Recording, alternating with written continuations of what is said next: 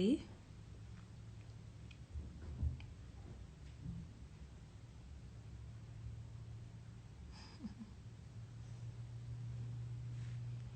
How's everyone doing? I haven't done an IG live in feels like forever.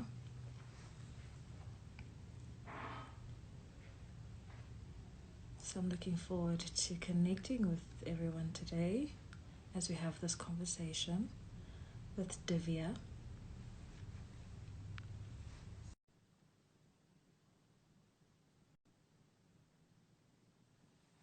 Hello. Hi, everyone. Hi. Hey, Sihle. How are you doing, Debs? Wow. Yeah, what a loaded question today. Yeah. Heavy. I feel heavy. How are you? Yeah. Today's been a heck of a day. So much going on, so much to process. I'm trying to stay afloat mentally, emotionally through all of it. Being worried about loved ones and their safety. There's just, it's a lot. It's a lot. Yeah, it is a lot. I think, yeah, I pretty much started the day on my yoga mat. I had a few calls, just trying to check in with people, trying to check in with my team, and then went straight back to my yoga mat. And I just lay there for the longest time and just try to figure out how to breathe. Yeah, what a day, what a time. Yeah. Yeah. Definitely not the easiest of times. No. Hello to everyone. Thank you so much for joining us. So if you just happened to come upon the live and aren't quite sure what we're talking about today, I'm going to be in conversation with Divya Vasant, who is the CEO of AmaziSheTribe. And we're going to be chatting about the role of social entrepreneurship when it comes to resolving or contributing towards the resolution of socio-economic issues and the beneficiaries thereof. So before we get into it, I'm going to ask Divya just to share a little bit about Amazi and what Amazi does, and then we'll get into the conversation. Please feel free to send through any questions or comments at any point, and we'll get to those, because the purpose of this conversation is for us to be able to get to some sort of common ground, some sort of common understanding about the role that each of us need to be playing individually in order to be able to contribute towards the upliftment of the people who need our support the most. And in this instance, it's Black women and women of color who need opportunities for advancement, and that requires our intentional commitment to put our rands and cents where it matters. Divs, over to you. So firstly, hello to everybody who's joined us, and thank you so much for joining the conversation. I know today has been a really heavy day, and I also hope that maybe we can just carve out some space to speak about something inspirational, maybe something hopeful. So AmaziSheTribe is an ecosystem which looks at how we can collectively enable access for women who have been excluded to learn, and ultimately to earn and to figure out a way that we can bring them into our economy. The reason that I say Amazi is an ecosystem is because we believe in the collective power of each other. As women, as brown and Black women, we believe in the power of intent. And I know personally, with every brown and Black woman in my own circle, every single woman has intention to uplift somebody else, intention to uplift each other, intention to support community. And so AmaziSheTribe represents that. It kind of represents our collective intent, our collective hope, and also our collective power in being able to unlock for women beyond our own circles and women who we've never met before, but we know we want to figure out a way to bring into the economy, and we want to figure out a way to create the access to the learning and the skills and the support and the ability to earn, that some of us are privileged to have, you know. So our tribe is a beautiful, crazy, ever-changing community that is very integrally linked to each other. And we create kind of the opportunities to learn and the opportunities to earn in so many different ways. But really, the core of what we do is to harness the power of the collective. I love Yeah. that. And I'm, I find it particularly interesting that you choose to define AmaziSheTribe as an ecosystem as opposed to a business. What is the reason behind that? So, yeah, it's so interesting. It's such an important question. The reason why I call Amazi an ecosystem and not a business or a company or even a brand is because an ecosystem is complex and it can often have different models at play at the same time. You know, I think the reality for us is that in wanting to create a community where women who have access and women who currently are able to be economically active can create access for women who aren't, it requires us to run two business models. You know, it requires us to run multiple business models. So I think the reason it's important that we clarify that we're an ecosystem is because thinking of us as just a business, I think oversimplifies what we're trying to achieve. I mean, in our tribe, we think about the main kind of drivers of our ecosystem as being internal customers and external customers. So our internal customers are women who come into our tribe seeking access to learn, seeking access to earn, seeking the access that they need in order to improve their lives. And our external customers are women like you, me, women that we know who have the ability to spend. And if they can spend consciously, they spend in our ecosystem for their self-care needs. And we look at how we direct those rands from our external customer to the development of our internal customer. So when you think about it, there are actually kind of two business models at play, and they kind of have to work simultaneously to figure out how to enable each other. Yeah. I love that. Now, you have defined AmaziSheTribe's mission as one where you seek to create a world where women thrive. How does your business, your ecosystem enable you to do this? And is it sustainable in a world where everything is so heavily driven by capitalism? I think I have to hope it's sustainable. Otherwise, getting up every day and figuring out how to try is really hard. The reality that we face, you know, it's interesting because I've had conversations with other social entrepreneurs, and often the conversation comes up, Div, why not take this somewhere else? Why not take this to the US or take this to Australia, where not only is social enterprise better understood, but just consumers in general are so much more conscious with their consumption. They're already kind of behaving with that kind of consciousness in mind. So, you know, it would be easier for you to find the kind of support that you need from the community of consumers that you need in order to enable the woman that you want to enable. And, you know, my response to that is,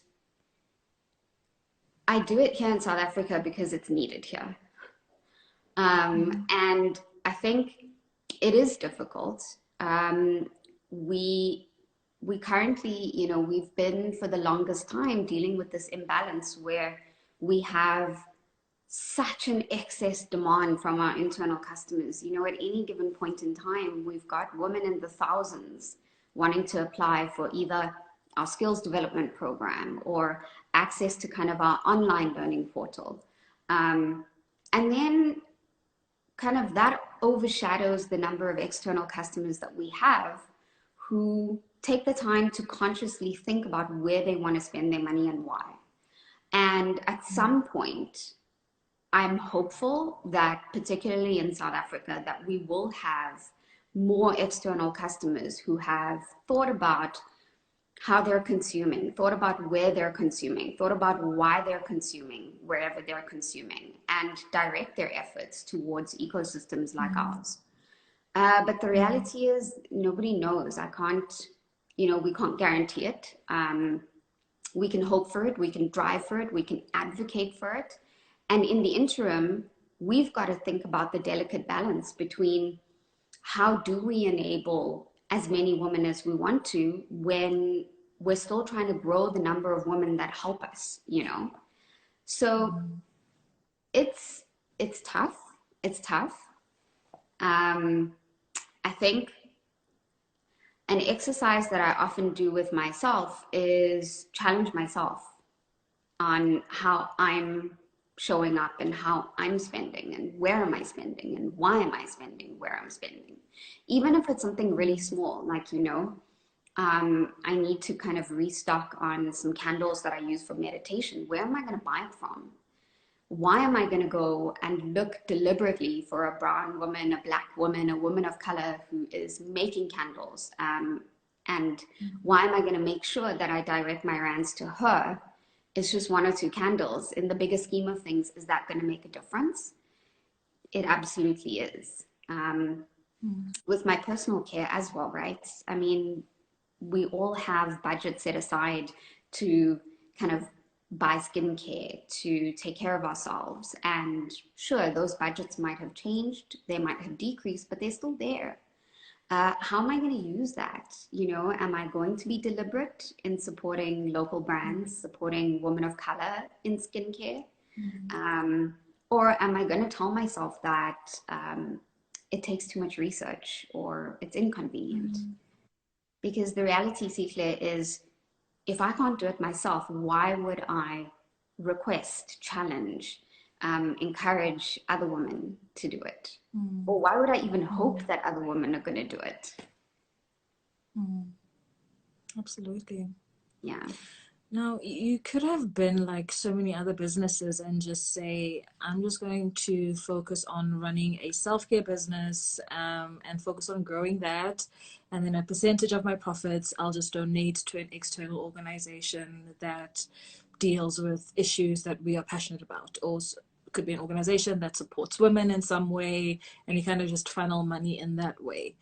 But you have literally taken it and brought it into the business as part of the business in creating that ecosystem. And so why did you decide to go about it that way as opposed to just donating to someone? Well, accountability for the change that we want to affect. I think this was something that we sat and we reflected on for a really long time. And I'm not taking away from the work that happens when companies choose to dedicate part of their profits to causes that need them. I think that that's important. And I hope there are more companies, big or small, kind of trying to figure out how to channel their funds and their money to causes that are worthy. I think for us, though, we have such a clear picture of how we want to affect change for women. It's crystal clear for us. We know the access we want to provide for young women who need access to learning, who need access to the ability to have a skill, who need access to not just any skill, but a marketable skill. And we have such a clear idea of how we want to create that access for them, that to us, it just felt, it felt like the easy way out to say, you know what, let's just give a percentage of our profits to some other organization that's trying to do the work. The other kind of reason for us is, in terms of accountability, we truly want to be able to report, reflect, be accountable for every single rand that comes through Amazi, from you, from me, from women who come through and support all of the various products and services that we offer. We want to be able to see your rand went to this woman in this way, and as a result, she is able to access this. That's hugely important for us. And I also think it's a challenge to pretty much the way we understand business. I think most people kind of joining us in this conversation may be surprised to know that I have zero beauty training. Zero. You know, I'm an economist by trade, and my passion is figuring out how to change up models, change up systems. You know, capitalism is broken. It is broken, and it's got to be changed. You know, we've got to present the world with another way of doing things. And this is our challenge to kind of the landscape in South Africa, to say, here's a way to do it. Here's a way where you can run a business, run something that is sustainable, something that is commercially viable, something that caters to a real consumer need. And you can do it in a way where you can actually create impact that you can measure and that you can be accountable for. I love that. What are some of the skills that women who form part of your internal customers can learn through the training that you provide? So we have a range of skills that we offer. When we speak about our internal customer, we think about a number of different profiles of women that we come across. There are young women who are trying to still find their way into an opportunity that they feel they want to pursue. And there are certain soft skills and life skills that help them think through the next steps. And so we offer a range of soft skills digitally. We actually have an amazing collaboration with another social enterprise called Zlato. And through their platform, which is also data free, very important, we offer all of those soft skills and life skills to literally any young woman. Any woman in South Africa right now can head onto that platform. They can access our soft skills. They can complete them, no charge, and also no reason to have to purchase data. And from there, a lot of those young women then feel that they want to apply to something a little bit more technical. So that's where we offer women who are interested in learning a skill in wellness, we offer them the opportunity to go through a full nail technology course through our academy. And there it's a lot more intense. We use kind of a blended approach where women can consume some of the content online, and then they come through to our training spaces to receive some of the other content, like the practicals. And once they're through with that, we look at how we can actually link them into earning opportunities, whether we're creating those opportunities or whether we're linking them into people within the industry that can create those opportunities for them. Because what's important to us is it's not just about arming you with a skill. That skill has to be able to help you earn. And the third way in which we've created the opportunity for women within wellness is we look at how to help them incubate their own micro businesses. So that last opportunity actually came as a result of asking women what they needed and what they needed specifically in terms of support when the onset of the pandemic hit. There were a lot of women in wellness who just lost their jobs and they lost their earning opportunities. And so many of them are technically skilled. And, you know, they reached out to us to say, how can I be more self-sufficient? You know, how can I try and figure out how to run my own business, how to have my own kind of way of serving clients that I know I've built relationships with for so many years.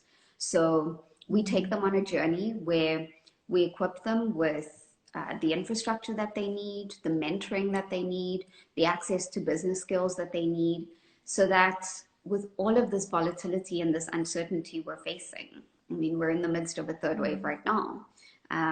Talks of a fourth wave coming in October. At least women will have the ability to be able to kind of adapt and be a little bit more flexible with the way they create income. So those are the three ways that we innovate opportunities for women who kind of come through into our community as internal customers. I mean, it's a really incredibly thought through and very comprehensive ecosystem that you have built and that you're continuing to build upon. And I have no doubt that it's quite an expensive one to keep running. So what is the funding space like for businesses that are socially focused? I mean, is there an appetite from funders for these types of businesses? There is. But also, you know, the funding landscape is such a complex one, Sihle, because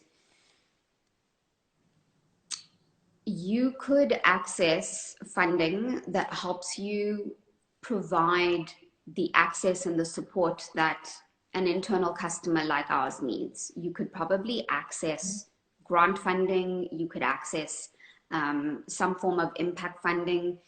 And, you know, I think from kind of the developments that I've seen, there are more and more funders who are kind of thinking through how to support people who are trying to create access, but, you know, especially for women. I think the complexity lies in whether or not you want to aim to build something sustainable. So when you take on funding, why are you taking it on? And what are you going to deliver for it? You know, I think for me personally, and I know for my team, we want to be able to run something that is sustainable, that doesn't rely on external funding. And the reason for that is because, well, twofold. One, I genuinely, truly, naively, idealistically believe in the power of brown and black women. I believe in us. I believe that we can affect the change that we want to affect. I genuinely do. And I think to rely on external funding almost kind of feels a little bit hypocritical. So to think about how to take in funding now that we need in order to kind of build the community that we need to build, with the hope and the vision and the aspiration that we will reach a point where we have enough external customers that our internal customers are thoroughly supported. So funding for us is support to get to that goal of sustainability. Something that is ever present for us. It's a daily conflict that we sit with and we look at is, where are we in that balance? Where are we in growing our external support base so that we can enable more internal customers? And thankfully, we have been able to partner with really supportive, aligned funders who get it. They get that we're trying to build an ecosystem. They get that it's going to take us time. It's taking us time for our external customer tribe to kind of match our internal customer tribe. But, you know, I think the other thing that's important about ecosystem building something I've seen from funders is more and more funders are looking to support something that's aiming for sustainability. You know, more and more funders are looking to support the type of change that is affected in the long term, even if they're not around. Because that's a harsh reality that I think a lot of really great causes have had to face. Funders are not a guarantee.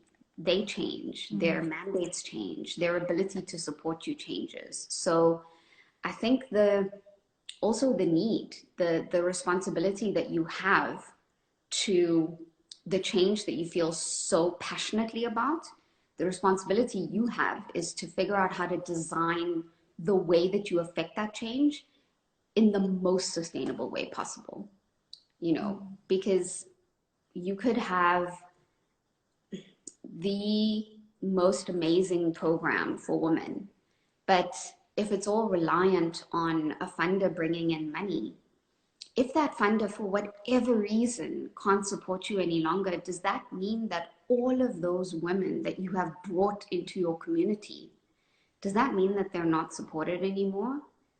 You know, that is a responsibility that sits with you as the person who's trying to create that infrastructure, trying to create the change. So I think it's a really, really complex conversation. Especially now, especially where we're at as a country. Yeah, absolutely right. I mean, we've had this conversation before, just around the hurdles, the barriers to that intentional spending from the people that we want to be part of the ecosystems that we're trying to build. I mean, with both of us, although our work is very different, our work is very similar in that we are literally trying to serve the same type of demographic through the work that we do. But, you know, particularly around what you're building with Amazi, I mean, you alluded to this earlier. We all have, well, many of us have budgets to get our nails done, to, you know, do all of these self-care things, go for massages, whatever the case may be on a monthly basis.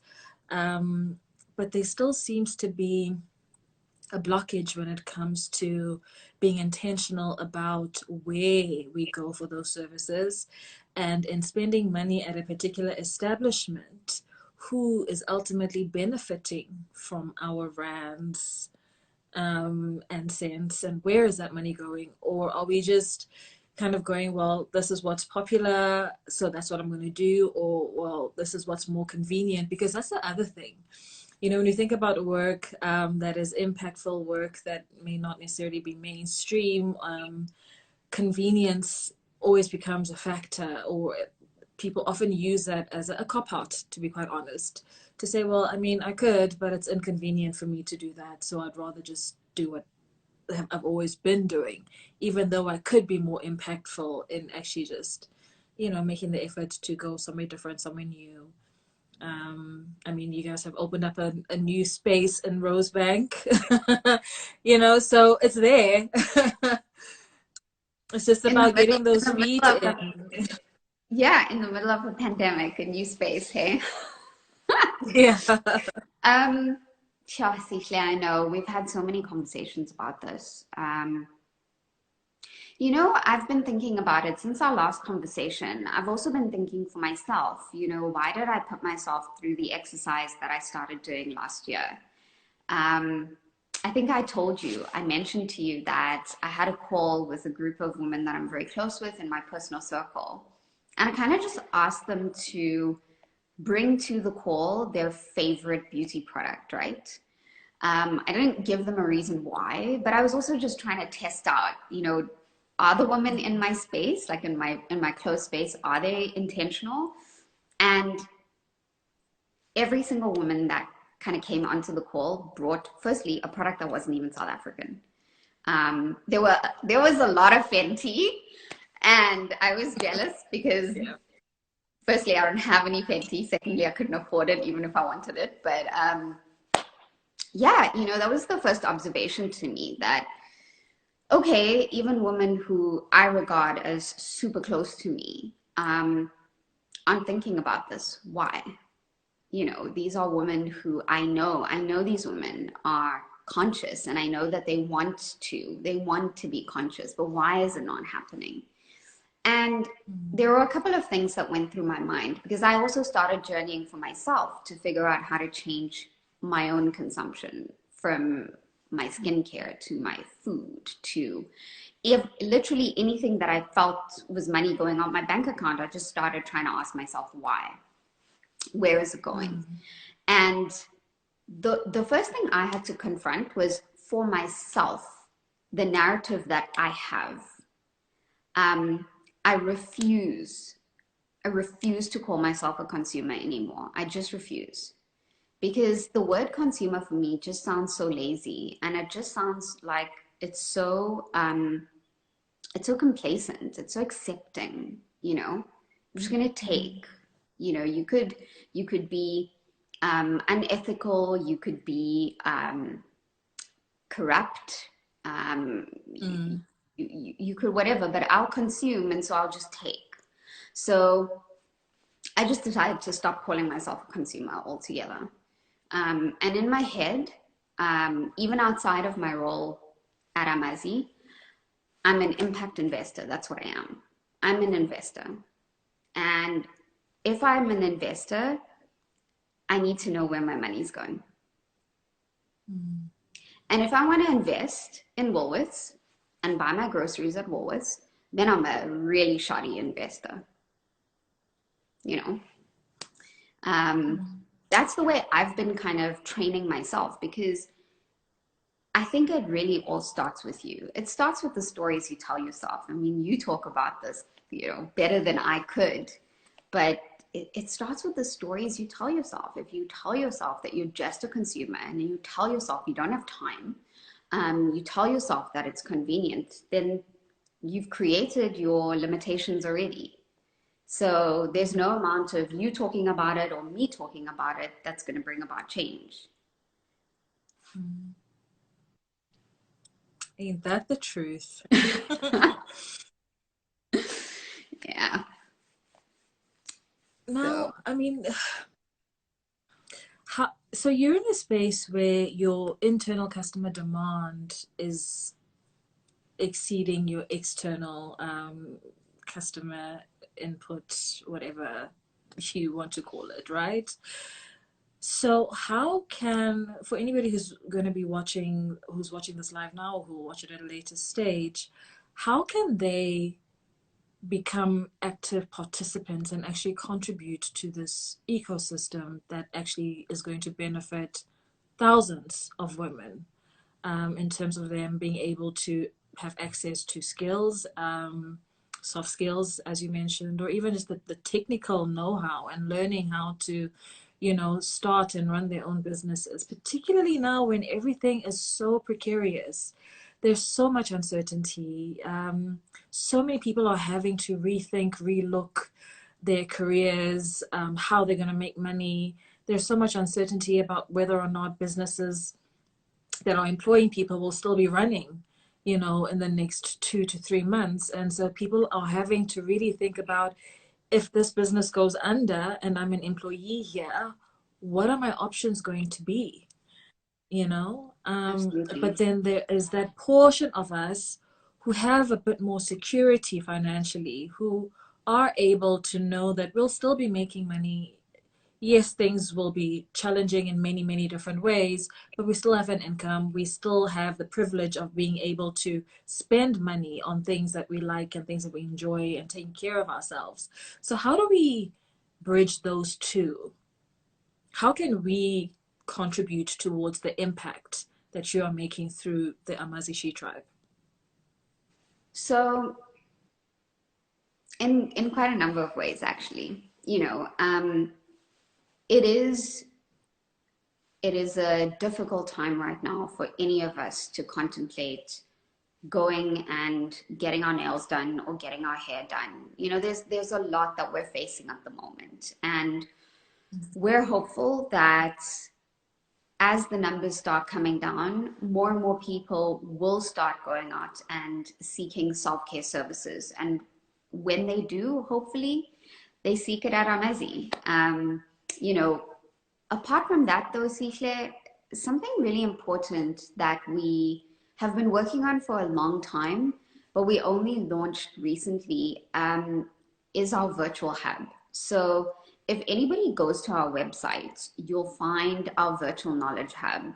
And essentially, we've put together a whole host of interactive online courses that we've created as women, as brown and black women who have been really confronting self for a very long time and working through narratives that are super important for us to work through, and figuring out how to create the space for ourselves to be authentic, and lead authentically. And what we realized when we began talking to women last year, we just started asking as many women as we could, whether they were women who came through to our stores, whether they were friends and family. The question that we asked was, what do you need as a woman right now, in all of your multifacetedness,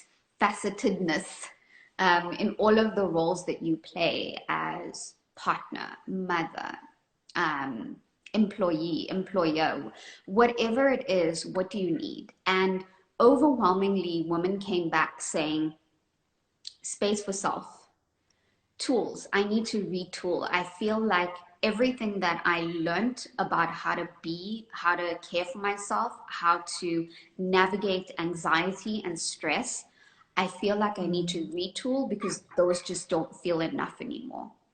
And that's the reason why we kind of packaged what we call our self-development and self-discovery learning paths, which we've made available online, as an offering to address that need, to say, firstly, as just you and I, as women, I've expanded my definition of self-care to not just be external, but to be internal as well. I mean, if anything for me, self-care is predominantly internal. And I think being able to give yourself the opportunity to access tools that can help you is so important. So then there's kind of the corporate setting, you know, for many women that are close to me as well, who are still in corporate or even actually in a small business where predominantly your leadership is male, or you find yourself in an environment where most of your decision makers are male. There are complexities. It's layered about how you navigate that space. And so we've also been looking at how we can get companies, particularly decision makers who are men, to purchase that self-discovery learning path for women in their spaces. Or if you're a woman in that space, for you to advocate that women in your working space gain access to that virtual hub. And ultimately, all of those rands that come through from that space are directly invested in enabling access for women. So they're directly invested in creating the access to the soft skills that we spoke about, or to the technical skills, or the incubator program. So apart from getting your nails done and taking care of your external self, we have offerings which we feel are so important right now. We have offerings to take care of your internal self, if you so choose to believe that it's important. Now, one of the biggest things that we speak about is accountability. And, you know, in whichever space, whether you're in corporate, whether you're an employee or an employer, or, you know, running your own business, when the going gets tough, it can get pretty easy to kind of bend the rules, you know, get a little shady with your governance. because the going is tough, maybe not necessarily stay 100% true to the mission or the vision that you had for your company. But you have managed to keep Amazi on track year after year, in spite of everything that's happening around you. And I know that you have this rands and cents framework. Can you tell us a little bit about that and how it helps keep you on track? So I think the start of how to ground us as an organization and how to keep us accountable is actually our legal structure. I got the best advice that I think I could have ever gotten when I started this journey, which was don't underinvest in your incorporation. Don't just think it's as simple as going and registering a PTY. It's not. And I spent a lot of time sitting with a really trusted friend who continues to kind of be our advisor for our legal structure, understanding that a memorandum of incorporation is not just a document that you sign and you send to the CIPC. It really isn't. And we decided at that point to have our legal structure reflect our ecosystem. Because if your governance, at that very basic level, Sihle, if your governance reflects your aspiration, you're on the right track. And so right at the very outset, we decided that in our ecosystem, we were going to have a for-profit company that was going to basically provide all of the products and services we innovate for our external customer. We were going to have a non-profit company that was going to basically provide the innovation, the access to our internal customer. And importantly, our for-profit company was going to be explicitly accountable for our non-profit company. Our for-profit company was going to look at how it dedicates the money that it makes all the way back into our non-profit company. And so when we first started out, we didn't start out with funding. We started out with a very, very small group of women that we had trained. And we started off helping them trade. And we built our very first store. And from there, we actually channeled money back into our nonprofit, which helped us create the second group of women that we trained. And that kind of practice that the for-profit has a purpose in this ecosystem, the nonprofit has a purpose in this ecosystem, learning what that relationship is and holding the for-profit accountable, that's been from day one for us. And, you know, before we even took in any kind of real funding, over the past kind of 2.5 years, we've channeled more than 2.5 million Rand that we've made just through the provision of self-care directly back into our internal customer. So I think for us, it started from day one. It started as our philosophy. That was our bedrock. That was the way that we were going to kind of hold ourselves accountable. And it's continued like that. So, you know, Rands and Change basically describes the relationship between our external and our internal customer. It describes the relationship between our commercial endeavors and everything that we strive to do for our internal customer. It is the very deliberate and very considered flow of funds that we protect and we channel from the for-profit into the non-profit. And we have a way of accounting for every single Rand that goes from that for-profit into that non-profit. I absolutely love that.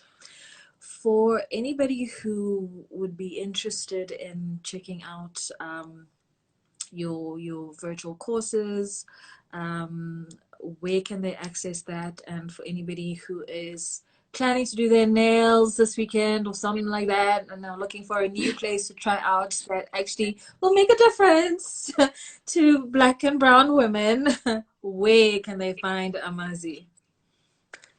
You can head to our website. So it's AmaziSheTribe.com. Everything you need to know about us, who we are, why we care so much, what's important to us, and how you can get involved in our tribe is all on our website. You can also kind of follow us on Instagram, again, AmaziSheTribe. And I think, yeah, in general, our website, which we newly launched about a few weeks ago, it's really our entire kind of ethos out there in writing for you. So yeah, I think the website and our Instagram page, please check it out. Also on our website, by the way, Sihle, I don't know if you've seen, but we also have a blog section. And I happen to have written the first couple blogs. It was really funny, you know, one of our longtime investors who didn't realize that I had written the blogs kind of went to go and check out the website, and kind of sent me a message to say, I'm pretty sure you wrote those blogs because there's a swear word in the title. Is it you? And I was like, 100% it's me. 100%. So yeah. It's a consistency for me. Right? Because that's the thing is, for those people who know me and who do take the time to go and check out the website and read our blogs and just get to know us a little bit more, the one thing that I'm really proud of is that we're radical. We're radical in our love for our tribe. We're radical in our mission, and we're radical in our belief in brown and Black women. Absolutely. Absolutely love that. And if you'd like to find out more about Divya and more about her journey, I've actually had a conversation with her on my podcast, The Workplace Revolution.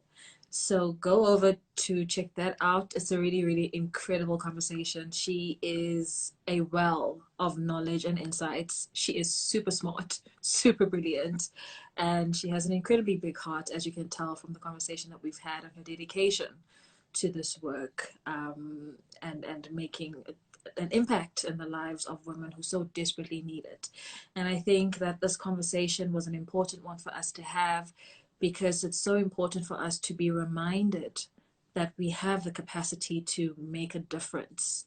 No matter how big or small, we can help someone else who is not as privileged as we are.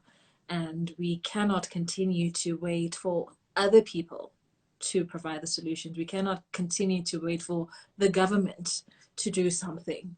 I think, you know, plugging my book, we are the ones we need. It's something that I always reinforce. We are the ones who do have the power to collectively make the changes and have the impact that is necessary to create a different reality for particularly Black women, women of color, the groups that have been most marginalized across society. So Divya, thank you so much for your work. I see Lisa has put down the website address for anybody who didn't get it, AmaziSheTribe.com, and you can follow them on Instagram at AmaziSheTribe. Please do go and check it out, read up more about them, and honestly, this is going to be an ecosystem that you want to be a part of. Divya, thank you so much. Thank you so much, Sihle. And I mean, just thank you for always creating the space for conversation. You know, I've just, every time that I've spoken to you, firstly, I feel lighter and I feel affirmed. So thank you for that. And thank you for putting yourself out there in your book. I remember the first time I read it, Celeste kind of reached out to me and was like, read this book now. And when I read it, I just felt like one day I'm going to be able to have a conversation with this amazing woman. And it happened. And, just knowing that women like you are aligned and you are supporters and you're rooting for us, it just means so much, because creating what we're trying to create, which is actually just a completely different world for women, is really tough. And we can't do it alone. And, knowing that you're there, and I'm hoping this community that's joined us for this conversation is there, it makes, honestly, it makes all the difference. So thank you. Thank you so Yeah. much, Divya. And Yes, thank you to everyone who joined us for this conversation. Thank you for spending your Monday with us. Sending you all so much love. I hope that we may be able to be kind and gentle with ourselves. A lot is happening.